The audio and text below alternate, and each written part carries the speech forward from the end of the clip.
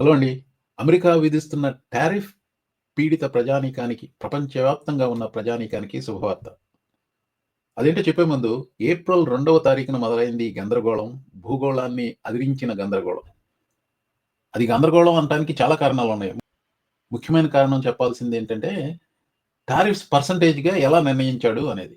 అమెరికాకు వస్తున్న imports minus America నుంచి వెళ్తున్న ఎక్స్‌పోర్ట్స్ డివైడెడ్ బై ఇంపోర్ట్స్. అది పర్సెంటేజ్ ఆఫ్ ట్రేడ్ డెఫిసిట్ కదా! ఆ పర్సెంటేజ్‌కి సగం టారిఫ్స్‌గా విధించాడు. ఆ టారిఫ్స్‌లో అసలు పాపులేషన్ ఏమీ లేని మెక్‌డానల్డ్స్ ఐలాండ్ అని ఒకటుంది ఆస్ట్రేలియా దగ్గర. దాని మీద 10% వేశాడు. ఇండియా మీద 26% అన్నాడు.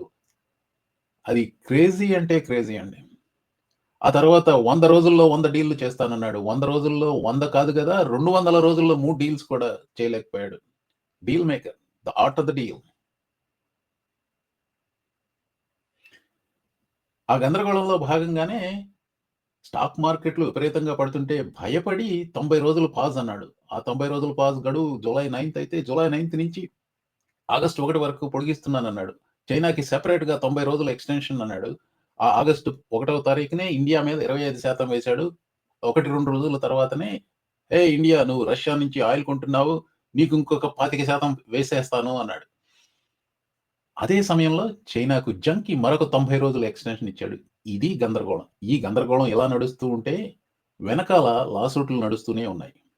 మొట్టమొదటిగా యూఎస్ కోర్ట్ ఆఫ్ ట్రేడ్ అది మాన్హాటన్‌లో ఉంటుంది. న్యూయార్క్ సిటీలో. అందులో 3 జడ్జ్ ప్యానెల్ ఈ టారిఫ్‌లు ఇల్లీగల్ అని తీర్పు ఇచ్చాయి.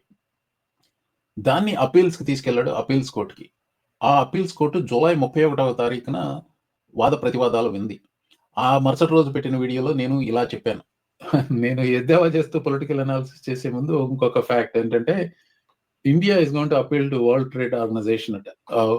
WTO. I don't know what's going to happen. మరొక విషయం ఏంటంటే, ఈ రోజు జులై 31నే అమెరికాలో అప్పీల్స్ కోర్ట్స్‌లో యాక్చువల్‌గా ఇంతకుముందు ఇంటర్నేషనల్ కోర్ట్ ఆఫ్ ట్రేడ్‌లో ఈ టారిఫ్స్ ఇల్లీగల్ అని చెప్పి తీర్పిచ్చారు జడ్జిలు. 3 ప్యానెల్ జడ్జ్. అది ఒక అప్పీల్స్ కోర్ట్‌కొచ్చింది. ఈ రోజు వాద ప్రతివాదాలు జరిగాయి. అందులో చాలా పాయింటెడ్ క్వెషన్స్ అడిగారు. It looks like it's not going to go in favour of Trump. కానీ మనకు తెలీదు. జడ్జ్‌మెంట్ వచ్చే వరకు ఏం జరుగుతుందన్నది తెలీదు. నేను అనుకోవటం వెరీ లైక్లీ అప్పీల్స్ కోర్ట్ వాళ్ళు ఈ టారిఫ్స్ ఇల్లీగల్ అని చెప్తారు. నేను ఆ వీడియోలో చెప్పిన విధంగానే అప్పీల్స్ కోర్ట్ ట్రంప్ విధించిన టారిఫ్‌లు ఇల్లీగల్ అన్న తీర్పు ఇచ్చింది నిన్న. అంటే ఆగస్ట్ 29వ తారీఖున. Congress alone has access to the pockets of the people. ఇది జేమ్స్ మాడిసన్ రాసిన ఫెడరలిస్ట్ పేపర్ నంబర్ 48. ఇది 18వ శతాబ్దం నాటి మాట. దాన్ని కోట్ చేశారు ఈ జడ్జ్‌మెంట్‌లో. అంతేకాదు ఐఈఈపీఏ అంటే international emergency economic powers act ఇది 1977లో పాస్ చేసిన లా. దాని ఆధారంగానే ఈ టారిఫ్‌లు విధిస్తున్నాడు ఎమర్జెన్సీ పవర్స్ ఇన్వోక్ చేసి. ఆ ఐఈఈపీఏ గురించి ఈ కోర్ట్ ఇచ్చిన డెసిషన్‌లో ఇలా ఉంది. Notably IEEPA does not use the word tariffs or duties nor any similar terms like customs, taxes or ఇంపోస్ట్స్.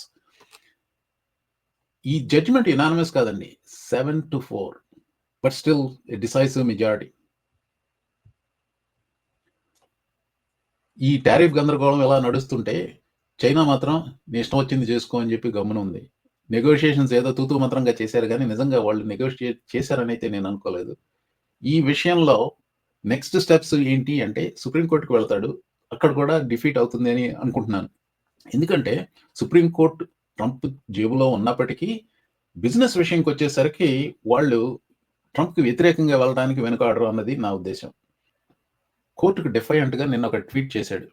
All tariffs are still in effect. Today a highly partisan appeals court incorrectly said our tariff should be removed blah blah blah blah.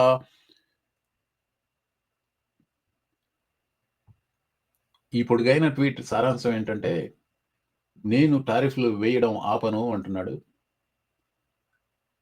గందరగోళం కొనసాగుతోంది.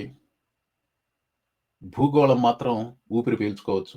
ఈ టారిఫ్‌ల గందరగోళం ఇంకొక 6 నెలల్లో తీరిపోతుంది అనుకుంటున్నాను. ఎందుకంటే supreme court కూడా టారిఫ్‌లు ఇల్లీగల్ అని చెప్తాయన్న నమ్మకం నాది.